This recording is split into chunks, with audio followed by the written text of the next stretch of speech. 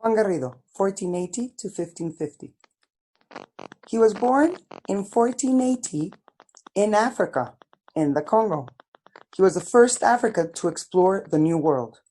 The New World is what we now know as America. When he was 25 years old, he moved to Lisbon, Portugal. So he went from Africa, the Congo's around that area, and he moved to Lisbon, which is right next to Spain in Europe, and that's where Lisbon is. He was baptized as a Christian with the name of Juan Garrido, which means handsome John.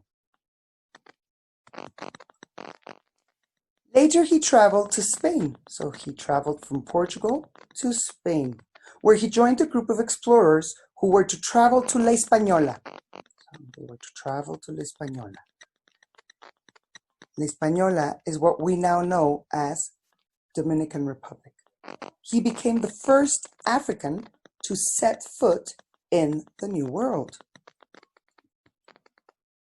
In 1508, when he was already in America, he joined another famous conquistador, Juan Ponce de León. They went on expeditions searching for gold. So that's why the Spanish traveled to America to find gold. They set sail to a land they knew as Belimi. So they traveled, and after a month of travel, they spotted land. Land ahoy! Such was the floral vegetation in this place that Juan Garrido named it La Florida. And that is what we now know as Florida in the United States. And maybe some of you have been to Orlando, and that is in Florida. So it was actually named by Juan Garrido. In 1515, Juan Garrido joined Hernando Cortés in his invasion of Mexico and took over Tenochtitlan, where he became the gatekeeper of the city.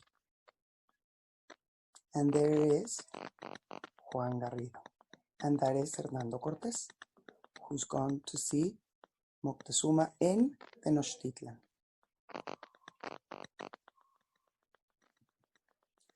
After the fall of Tenochtitlan, the Spanish settled in what we now know as Mexico City.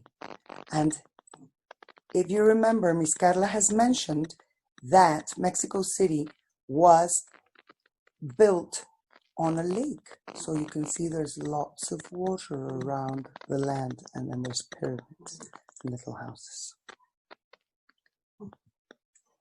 In 1522, Garrido was given some land by the Spanish crown.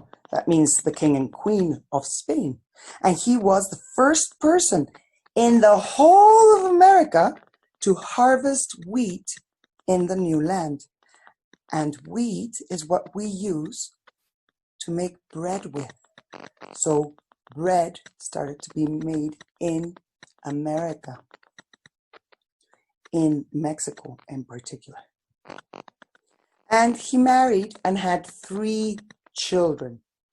He died sometime around 1550 in Mexico City.